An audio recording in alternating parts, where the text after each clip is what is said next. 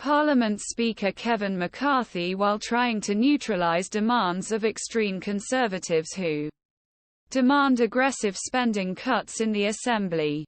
Time is running out for Congress to prevent government from closing.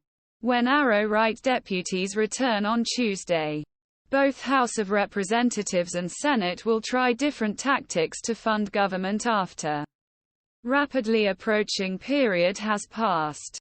Each will try to block its preferred legislation through other assembly with a risky scare game. Since the current spending laws expire on September 30, the government will close on October 1.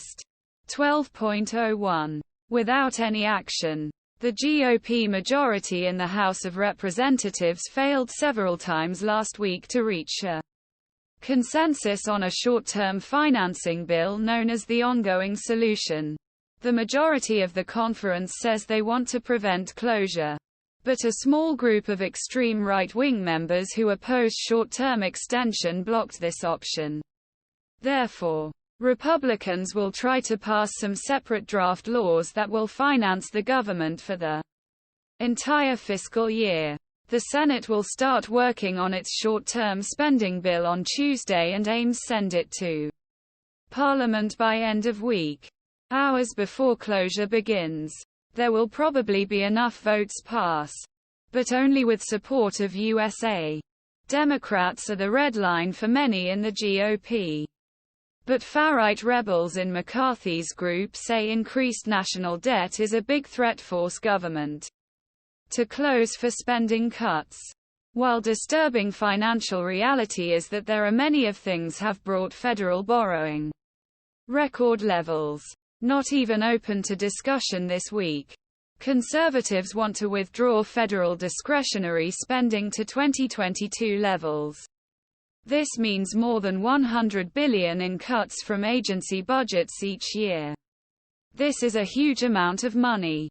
But to achieve the goal, serious cuts will be required in a small part of the federal budget. Mostly in programs that provide services such as education, medical research and aid to poor families. However, the government's largest annual expense and the main factors of U.S. debt are pension programs, Medicare and Social Security. The United States spends more than $6 trillion each year.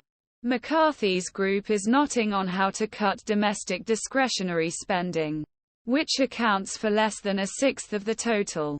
From another point of view, non-partisan Congressional Budget Office predicts that the annual federal deficit is expected to increase from about $2 trillion this year to about $3 trillion in next decade. If conservatives in the GOP House of Representatives now get everything they're looking for, this figure could drop to about $2.8 trillion a year. People in my area are tired of the way this town works, said Representative Elijah Crane, who joined other conservatives last week to prevent McCarthy's attempts to change spending bills. They understand that have no desire spend the money we don't have. And they expect me to do my best stop it and change the way do business.